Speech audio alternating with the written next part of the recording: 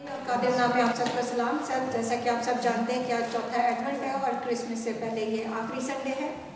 और इसके साथ ही आपको ये भी पता होगा कि आज यूथ ग्रुप और संडे स्कूल मिल के प्रोग्राम करेंगे। मैं आप सबको यूथ ग्रुप की तरफ से खुशामदीद कहती हूँ।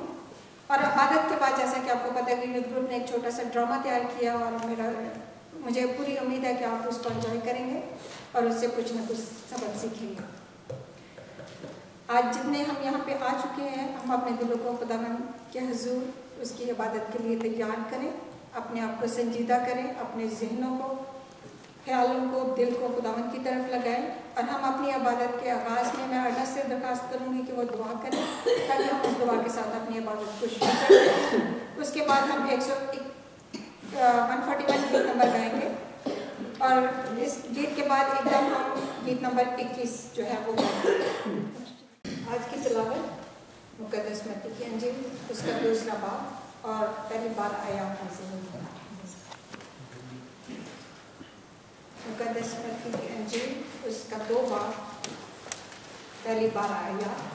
और इससे पेशतर की ये तिलावत की जाए। अगर किसी के पास कोई गवाही है तो वो इसके बाद तैयार रहे ताकि वो आप यहाँ पे शेयर कर सके, जो दूसरों की तरक्की का बायस भी हो।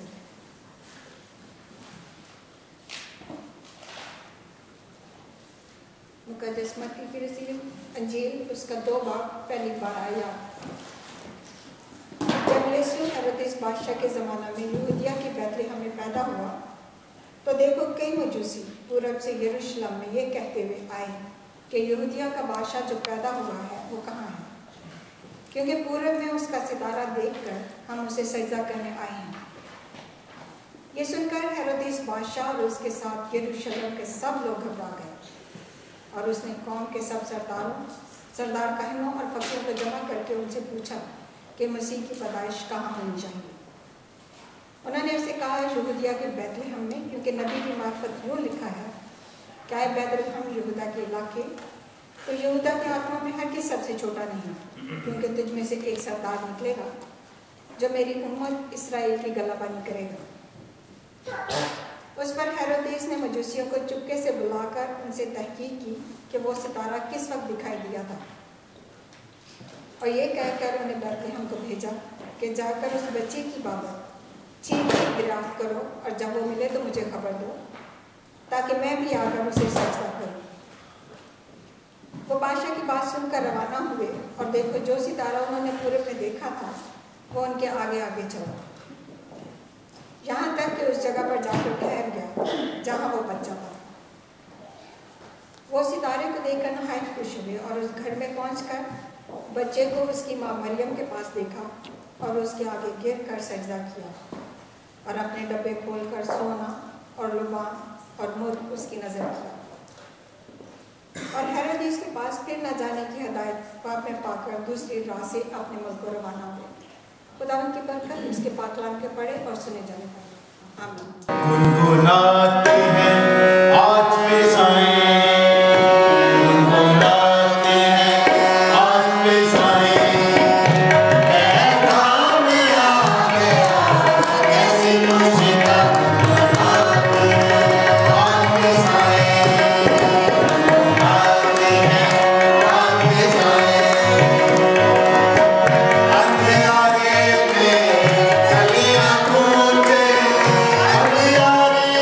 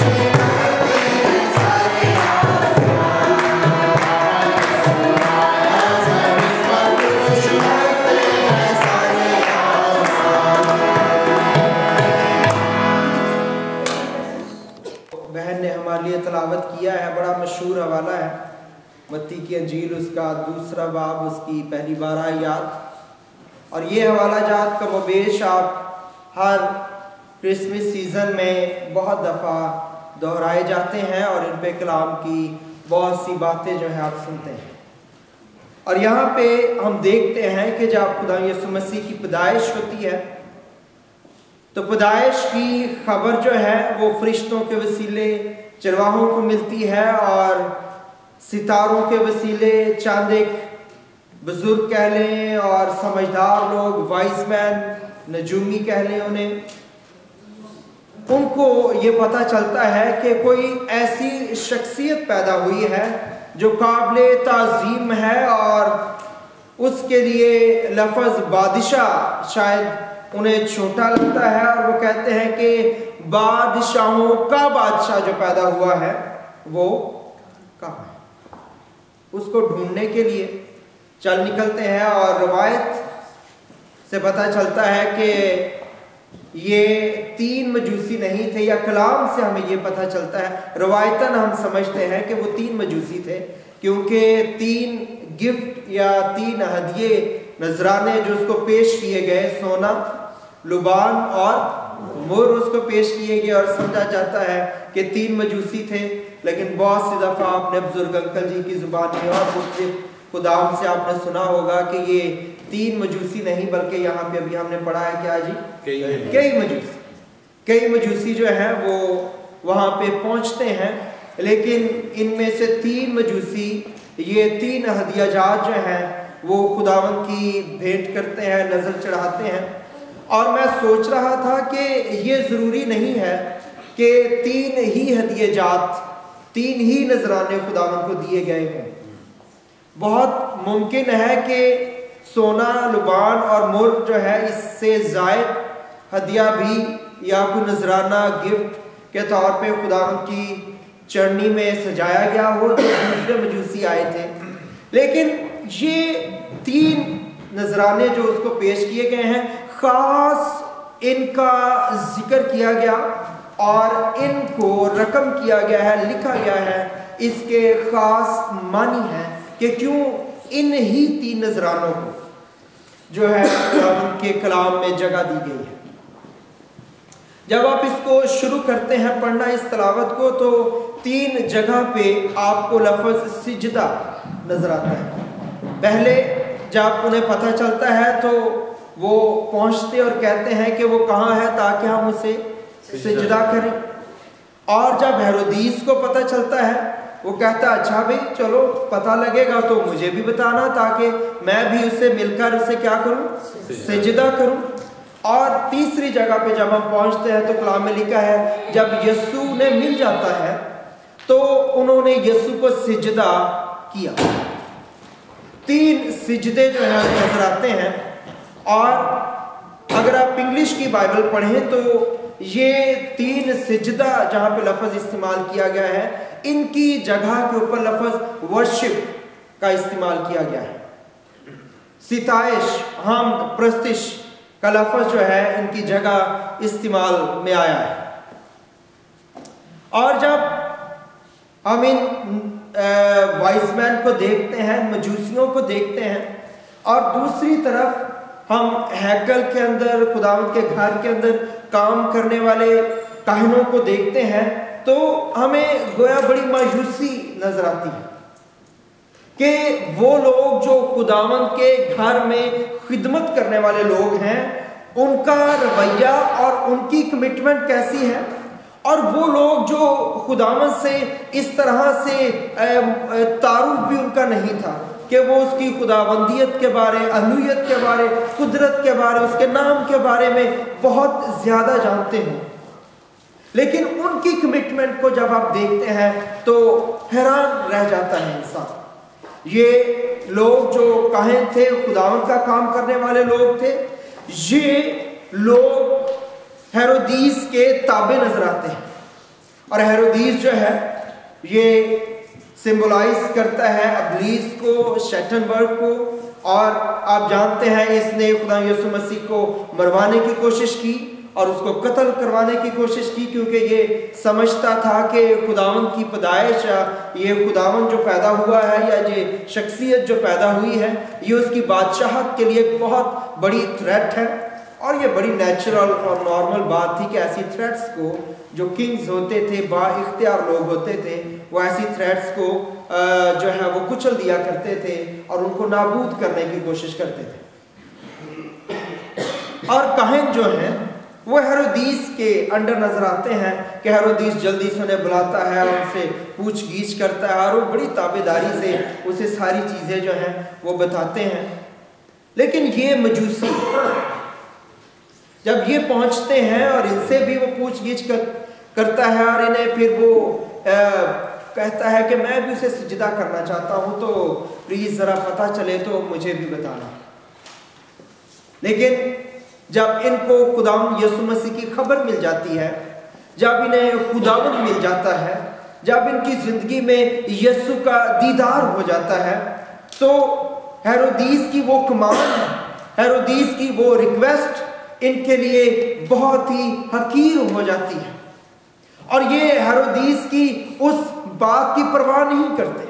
अगर शायद कोई और शख्स होता, कोई काहिन होता या कोई और शख्सियत किसी का भी हम नाम ले ले वो होता, तो वो सोचता कि अगर मैं हेरोदीस को जाके बताऊंगा तो मुझे इनाम कराम मिलेगा, शायद उसे कोई पोजीशन मिल जाती, शायद उसके टैक्सेस माफ हो जाते, उससे उस हुकूमत में, उस जगह के अंदर बहुत बड़ा घर और बहुत जो है बड़ा नाम मिल जाता, बहुत सी चीजें मुमकिन हो सकती थी।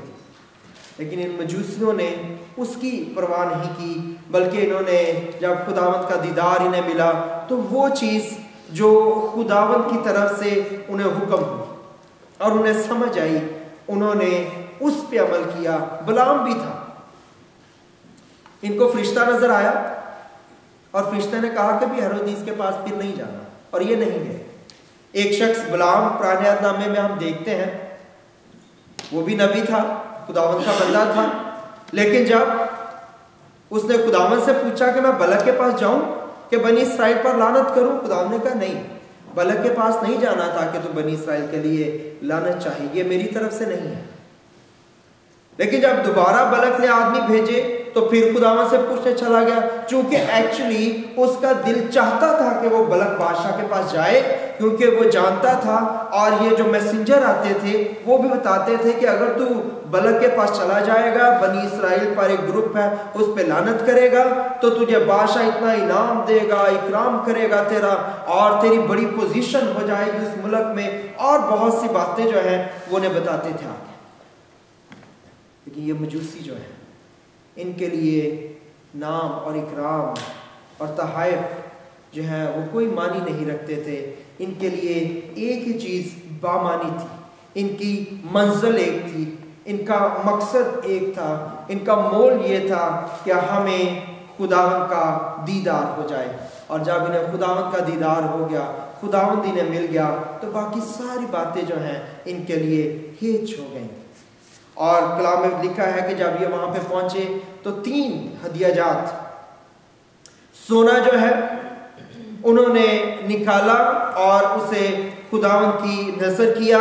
और पुराने अहदनामा में जो हैकल है उसे वर्शिप सिंबल के तौर पे भी देखा जाता है, क्योंकि हैकल के अंदर खुदावंद के हुजूर में कुर्बानियां चढ़ाई जाती, खुदावंद की ताज़ीम के लिए, उसकी प्रस्तिश के लिए, उसकी वड्याई के लिए। वहाँ पे हर वक्त खुदावंद के लोग जो हैं वो मुख्तलिफ तरह से खुदावंद की सिताइश करते रहते। और ये तीनों चीज़ें जो हैं इनका ताल्लुक भी हैकल से हमें नजर आता है। सोना जो खुदावंद को पेश किया गया, अगरचा ये बादशाही सिंबल है, लेकिन इसके साथ साथ ये अलूयत का भी सिंबल है, खुदावंद की कुदरत का भी सिंबल है। और आप जानते हैं कि पाक तरीन मुकाम के अंदर क्या 2 चीजें थी जी? नहीं, चिराग नहीं था वहां कोई। पाक तरीन मुकाम के अंदर एक तो संदूक था अहद का, और दूसरा नहीं, वो तहत के संदूक के अंदर 3 चीजें थी ना, और उनका फुला फलासा, तख्तियां और मन, वो भी उसके साथ ही जुड़े हुए थे। लेकिन बखूरदान और अहद का संदूक, ये दो चीज़ें। और उस अहद के संदूक के ऊपर उसका ढकना, आप कह लें, जो उसका फरिश्ते थे, वो एक्चुअली सेपरेट चीज़ नहीं थी, वो अहद के संदूक का ही पोर्शन था, लेकिन वो ढकना था उसका, उसे कफारागाह कहते थे। और ये सब कुछ अहद का संदूक जो है किससे मंडा हुआ था? सोने से, खाली सोने से उसको जो है मंडा गया था, और उसके ऊपर वो नक्शो नगारी की गई थी, फरिश्ते बनाए गए थे। और सोना जो है वो खुदावंद की कुदरत को और खुदावंद की अलूहियत को पेश करता है। और दूसरी चीज जो उन्होंने खुदावंद को नजर की वो लोबान था। और लोबान जो है, जब वो अटोनमेंट के दिन पे, कफारे के दिन में सारी बनी इस्राएल की तरफ से सरदार काहिन पाक तरीन मुकाम के अंदर दाखिल होता, तो पाक तरीन मुकाम के अंदर दाखिल होके वो बखूरदार के अंदर जो है वो बखूर डालता, और वो क्या चीज़ होती? लुबान को उसके अंदर डालता, और ये बड़ी खूबसूरत और तेज स्मेल इसकी होती, और उससे कमरा जो है वो धुएं से भर जाता, और उस धुएं के अंदर जो है सरदार काहिन सारी बनी इस्राएल के गुनाहों का कफारा अदा करता। उस कफारा गाह के ऊपर खून छिड़का जाता, उस कफारा गाह के सामने पूरी कौम की तरफ से मुआफ़ी मांगी जाती, और खुदावन से अपने गुनाहों की, खताओं की, अपनी पूरी कौम की, अपने घराने की तरफ से सरदार काहिन मुआफ़ी चाहता, और खुदावंद उन्हें मुआफ़ करता। और इस तरह से वो हर साल खुदावंद में जिंदगी को बसर कर सकते। इस धुएं के अंदर ये दुआ को पेश करता है। ये जो धुआं, उस धुएं के अंदर जो है, उस स्मेल के अंदर सरदार काहिन मौजूद होता, और ये लोबान जो खुदावंद के हुजूर में पेश किया गया, ये इस बात का सिंबल था कि अगर मैं और आप खुदावंद की नज़दीकी चाहते हैं, अगर मैं और आप खुदावंद की कुर्बत चाहते हैं, तो हमें खुदावंद की अलूहियत को जानने की ज़रूरत है। हमें खुदावंद के हुजूर में अपनी दुआएं ऑफर करने की ज़रूरत है। और अगर दुआओं के ताल्लुक से आप और पढ़ना चाहते हैं, तो मुकाशफा 5 बाब में भी अगर आप चले जाएं, तो वहाँ पे भी लिखा है कि वहाँ पे ऊद और बखूर जलाया गया, और ये सब कुछ जो है वहाँ पे पहुँचा, और आगे लिखा है कि ये मुकद्दसों की दुआएं हैं। और तीसरी और आखिरी चीज, मुर खुदावंद के हुजूर में उन्होंने पेश किया, और ये मुर जो है ये तेल का एक उन इंग्रेडिएंट्स में से जो तेल के लिए इस्तेमाल किए जाते थे, उनमें से ये एक पोर्शन था, ये एक चीज थी, मुर। और ये भी बड़ी खूबसूरत तेज स्मेल थी, जिसको अनॉइंटिंग ऑयल जो है उसमें इस्तेमाल किया जाता। और ये तेल जो है, इसके लिए इजाज़त नहीं थी कि इस तेल को घर में आम इस्तेमाल के लिए, या पूरी कौम जो है किसी भी आम और इस्तेमाल के लिए, इस तेल को जो खुदावंद ने हैकल में इस्तेमाल के लिए बनाने के लिए बताया था, वो कोई भी और बनाए। ये कानून था कि ये तेल जो है ये सिर्फ और सिर्फ काहिन लोग बनाए, और इन्हें खास तरीके से बनाया जाता, और इसे हाथ से उखली में कूट के बनाया जाता, किसी और तरीके से इसको निकाला नहीं जाता था। और इस तेल को लेके वो बखूरदान में डालते, वो चिरागदान में उसको डाला जाता, और इस तेल के डालने से वहाँ पे रोशनी रहती, नूर रहता। और ये इस बात का सिंबल है कि अगर मैं और आप नूर में चलेंगे, कलाम में चलेंगे, दुआ में चलेंगे, खुदावंद की अलूहियत में चलेंगे, खुदावंद के साथ साथ चलेंगे, तो खुदावंद जो है मेरी और आपकी ज़िंदगी के अंदर जो है वो जोरावर और नए काम करने की पूरी कुदरत रखता है।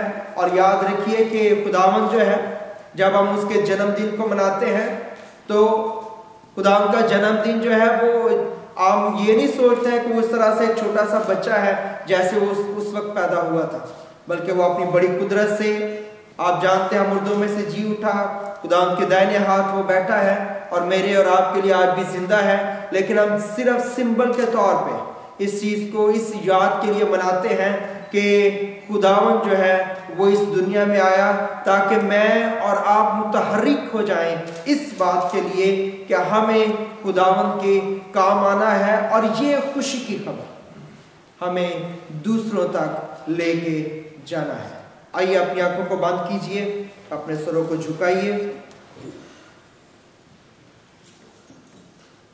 और चंद लम्हों के लिए अपने आप को खुदावन के सामने मैं और आप रखें। खुदावन से मिन्नत करें कि खुदावन हमें फजल दे कि हम क्रिसमस का पैगाम लेकर दुनिया तक जाएं, ताकि दुनिया इस निजात दहिंदा से वाकिफ हो जाए और इसमें आके वो खुशी जो किसी भी और तरह से मुमकिन नहीं है उसको हासिल करें। खुदा कलाम की ये बातें जो मैंने तेरे लोगों के सामने अपनी कमज़ोरी में रखी हैं, इन्हें मेरे लिए और इनके लिए ज़ोरावर बना। खुदा यीशु मसीह के नाम में।